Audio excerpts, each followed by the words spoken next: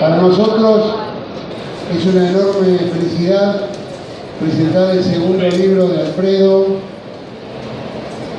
en esta editorial. Le agradecemos al amigo, al compañero Raúl Zaffaroni, quien fue el que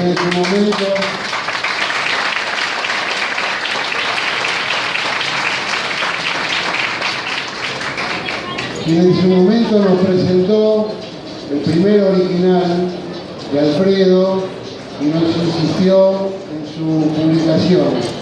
Estamos, por supuesto, muy felices de haberlo hecho y muy felices ahora de editar 24 de marzo del 76. Es una obra que realmente creo que va a dar que hablar. Para presentarlo,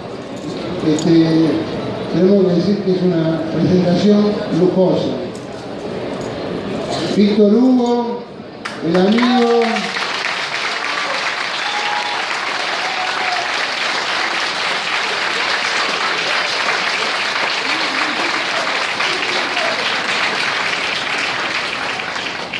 que es la persona que todos conocemos y además es un opinador y un pensador fino de la literatura, de la música, a quien escuchamos con verdadero placer en Radio Nacional,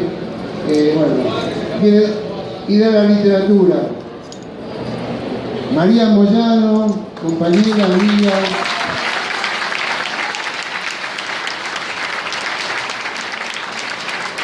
y Cristian Alarcón, a quien seguimos esperando, que está por llegar. Lamentablemente, lo que no hemos podido realizar, aquello que estaba preanunciado, que era la presencia de Raúl Zaffaroni a través de una videoconferencia.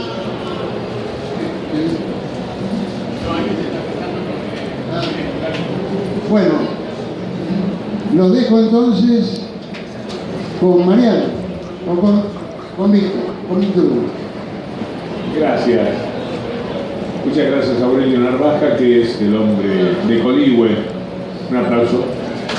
Para acompañarlo, para llevarlo hasta la silla. Yo voy a hacer el papel de moderador, de locutor. Esta presentación nos provoca una inmensa emoción a muchos de los que tenemos que ver con el libro. ¿De qué manera tenemos que ver?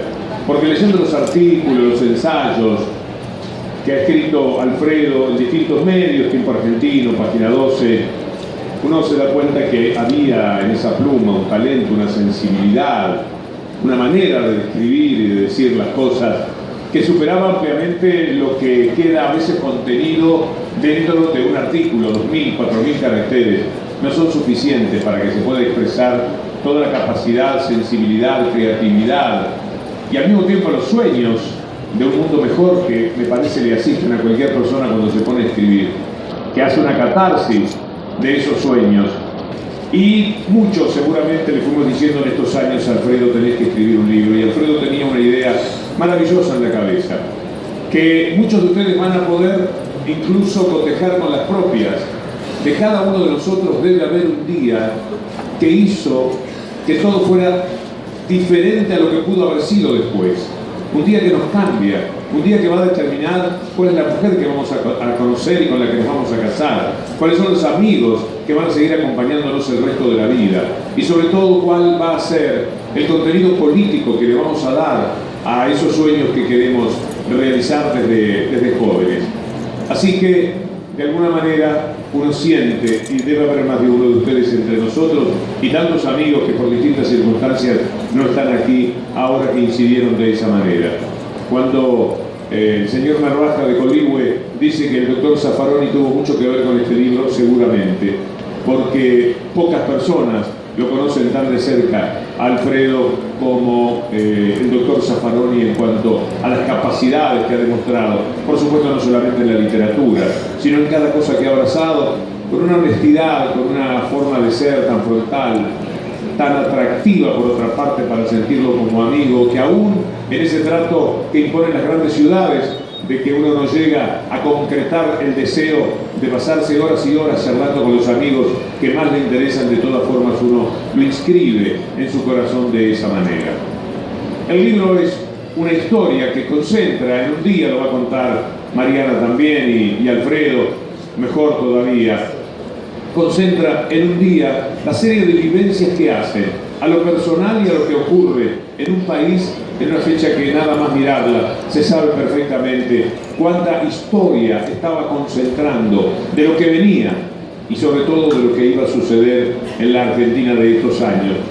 Pero las historias que cuando ustedes lean, al encontrarlas con algo que les hace un ruidito de que se está refiriendo a personas que ustedes empiezan a creer que conocen y que efectivamente debe ser así, porque uno de los ejercicios que ocurre mientras uno lee el libro es ¿a quién se está refiriendo? ¿Será a esta persona? ¿Será, qué sé yo, a la presidenta? ¿Será a una víctima del terrorismo?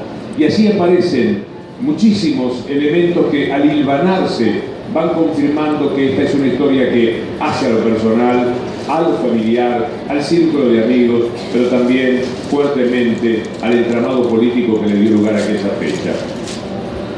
Yo creo que los temas son importantes, pero a veces es más interesante todavía el tratamiento que se le da a los temas. El señor es Cristian Alarcón, que quiero decirle, no ha llegado tarde. En realidad llegó 10 minutos antes. Pero cuando vimos que llevaban una cola de tanto tiempo y la sala iba a estar colmada, ¿para qué esperar más? ¿Por qué no aprovechar ese tiempo de la forma que estamos intentando hacerlo? Así que está claro que Cristian ha llegado puntualmente, más que puntualmente. Decía que Truffaut, el director de cine, ha marcado muchas veces que en realidad no hay grandes temas sino grandes tratamientos, porque uno puede tener un gran tema y la literatura ser modesta. Quiero decirles con todo mi corazón y convicción que este libro es literatura de la buena, literatura de la que cautiva, de la que encanta, de la que hace bien mientras uno lee, de la que tiene música, de la que se lee sin tropiezos, de la que se lee enamorándose de alguno de los personajes. Y por eso yo me traje lo que todavía era el proyecto del libro. Es tan lindo verlo ahora plasmado en esta realidad. Pero esta letra es un poquito más grande, para leerles un par de páginas, desde el entusiasmo del lector que encuentra y seguramente quiere trasladar a sus oídos esa música que tiene una manera de escribir, que es lo más cautivante para mí del libro. Por más amigo que fuese Alfredo, y por más interesante que fuese la anécdota, por más desgarradora que pueda resultar, si no hay literatura, en general no hay libro. Por lo menos no hay algo que se compadezca plenamente con la expectativa que nos genera un libro, que cuando lo abrimos es una gran ilusión del momento que vamos a pasar y de lo que vamos a descubrir. El capítulo lo van a encontrar en la página 47. Y solo lo leo. Ustedes no van a entender exactamente cuál es el trasfondo de ese capítulo, para que puedan, creo, entender la música que hay en la escritura. Andrea, Anelda y Lorenzo es el título de este capítulo número 10.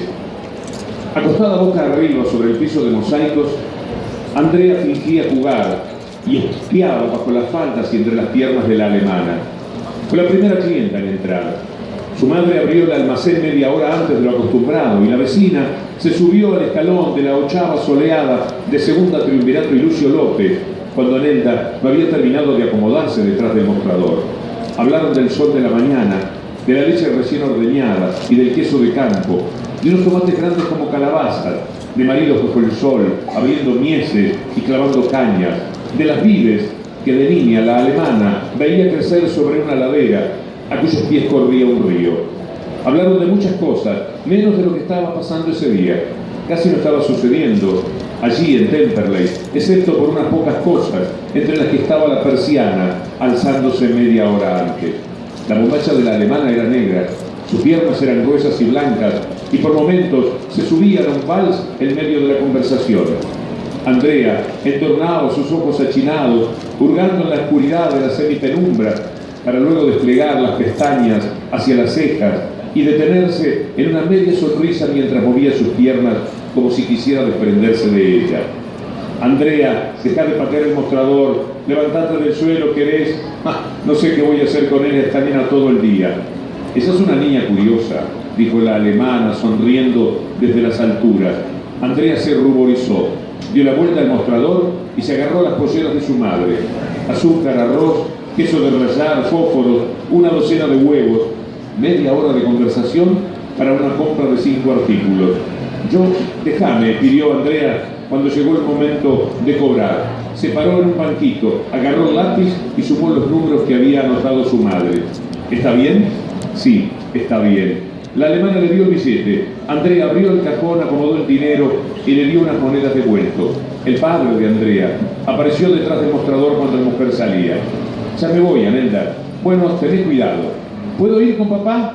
No, va a trabajar, no es un paseo. Yo lo acompaño y lo ayudo, como te ayuda a vos. Anelda miró a Lorenzo. A mí no me molesta. Dale, mami. ¿Y cuando te aburras, qué? Tenés que estar sentada al lado de papá todo el tiempo. Sí, ya sé. Y bueno, dejala. Todo el día acá en el almacén va a ser peor. Y la verdad que sí, pensó Anelda a contramano de su gesto de reprobación. Se arrodilló frente a Andrea, le sacudió el polvo de las rodillas, la tomó de las manos, la miró a los ojos, le dijo, ya sabés. Acomodó la campera en sus hombros y le guardó un jaque en el bolsillo. Andrea siguió a su padre y se acomodó en el asiento del acompañante.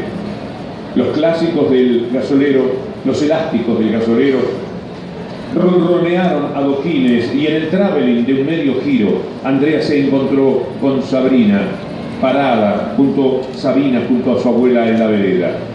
Entre las pecas y la melena rubia, un pestañeo de tristeza. Sabina pasaría el día sin ir a la escuela y sin su mejor amiga. El taxi traqueteó sobre los adoquines en busca de la avenida Almirante Brown. Sabina y su abuela entraron al almacén. La nena tradujo para Anelda los pedidos de la abuela y se acostó en el suelo junto al mostrador, allí donde recién había estado su amiga. La rueda de la máquina de cortar fiambre silbaba y Sabina se quedó pensando en alemán y murmurando una canción en castellano. El rastrojero se subió a la lengua de asfalto tendida sobre el lomo de la vieja avenida empedrada y la cabeza de Andrea se las ingeniaba para no perder detalle del mundo que se esfumaba por la ventana. Pensó en la mañana de juegos que no compartiría con su amiga. Ya no la veía en la vereda, sino del otro lado del alambrado, llamándola en silencio desde el jardín, asomada entre el zigzagueo ralo del heliotropo, mientras su madre limpiaba la mugre y ponía alimento en los comederos de las conejeras. ¿Querés venir a mi casa? Sabina asentía con la cabeza. Si traes un conejo, Frida no teja. Andrea ya lo sabía, y Sabina venía igual. Ya sabía que para la mamá de Sabina los conejos no eran mascotas, los criaban con cuidado y solo una vez consiguió que le permitieran tener uno en brazos. El taxi trepaba el puente de escalada y Andrea le decía a Sabina que Dios no existe. Mentira, protestó Sabina mirando el suelo. Verdad, mentira. Verdad, nena, Dios no existe, es el demonio. Sabina alzó las mejillas y arrugó la frente intentando entenderla. Luego se sonrió. ¿Qué? Si no existe no es demonio. Pero el semáforo se puso en verde. Papá se distrajo y no arrancó. Sonó el bocinazo y el jardín se quedó sin Sabina. Y la mañana se quedó sin jardín. Y un brazo se alzó frente al rastrojero. Y algo incrédulo, Lorenzo se detuvo, porque sucedió lo que no siempre sucedía. Un viaje de escalada a Capital. Me trajiste suerte, dijo Lorenzo, mientras la gruesa mujer se acomodaba con dificultad en el asiento trasero. ¿Puedo?, preguntó Andrea. Lorenzo asintió y la niña soltó el imán de la Virgen que pegaba y despegaba del tablero para bajar la bandera. Está bastante tranquila la calle, ¿no?, pregunta la mujer. Yo pensé que iba a ser mucho peor. Y uno tiene que hacer lo que sabe, trabajar. Este es un capítulo en el cual, entre la música de la prosa y la forma de dialogar de los personajes, quise mostrarles apenas algo de lo que es el talento literario de quien presentamos este libro esta noche. Yo le agradezco a Coligüe, porque los nuevos autores, que seguramente, como Alfredo, están